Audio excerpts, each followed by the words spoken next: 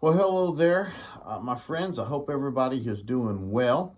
Um, we are in a series talking about vision, and we're looking at different things. We looked at vision on for the church, how to grow, and then some personal vision on how to grow. Well, this week we talked about vision to raise godly children. At our church, we want that's an area that we're trying to focus because we're a smaller church growing. We know and understand the importance of raising godly kids.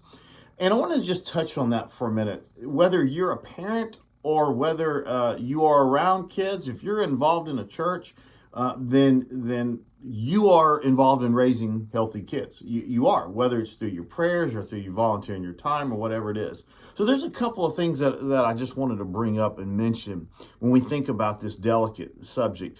There's a couple of truth facts. First truth fact is this, is that families are under attack. And I think you know that, but I'm going to do a series in a few weeks on spiritual warfare. But Satan, listen, if he can get the kids, if he can get you parents, get your kids before you mold and shape and direct them, guide them, then he knows this isn't just for now. This is a generational thing. If he can keep you from teaching your kids the right things, and they'll keep their kids, and so on and so on. And so families are under attack. We just saw on Friday, January 6th, a 6-year-old boy pull out a gun and shoot his teacher. It wasn't an accident. It was a malicious act. How does a 6-year-old get to that point? What's the problem? Obviously, there's a breakdown somewhere. What do we need to do as parents and as a church to help with this? Second thing I want to say is not only are we under attack, but here's I think a truth fact number two: our children are a gift from God. And if you get a great gift, you want to treat that gift as something that is precious and fragile and take care of. And that's what needs to happen with our children. Children are not burdens, they are gifts.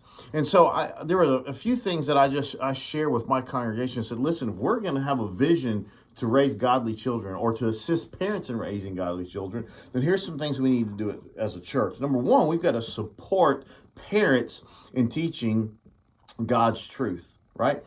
Paul said this in Titus. He said, you must teach these things and encourage the believers to do them. You have the authority to correct them when necessary. So don't let anyone discourage what you say. And the things that Paul is talking about there is that he's saying, here's how you live in this evil world. And here's some things that you do, and you live in righteousness, you have devotion, and you have wisdom. That's all in that passage in there. That's a lot to teach, but our kids need that, don't they? They need devotion, they need wisdom, and they need to learn how to be righteous in the midst of this evil world. So whether we have young children or not, we need to support the parents around us in helping to teach them God's truth. And then secondly, we just said that we need to be living examples. I think most of us know this, but children learn far more by what you do than what you say.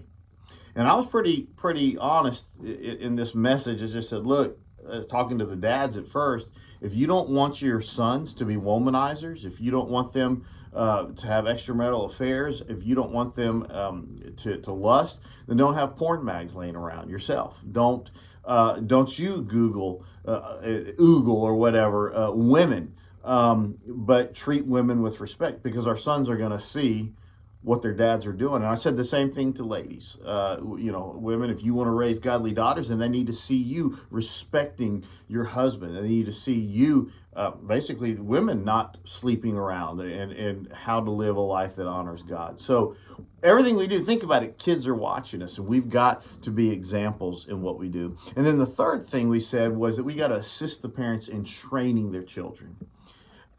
Time doesn't permit for me to really get into that. What I did was I broke down Deuteronomy 6, the great Shema passage that says, hear, O Israel, that the Lord your God is God alone. And we start with there, that we have no other idols. There's no other God. He is it. And then you got to love the Lord your God with all of your heart, your soul, and mind, and your strength. And then he says, listen, he really told them 4 things in there. You talk about these things. You repeat them over and over. He said we even tie them on our hands and wear them on our forehead. We know that the Pharisees wore scripture as well. It's important. And then you even write them on the doorpost of your home. In other words, you are constantly constantly teaching your children the things of God. And then finally, the last thing we said, and we'll wrap up with this, is that all children need discipline and love. You know what? Kids are waiting for boundaries. I don't care whether your kids are 3, 13, or maybe even 23.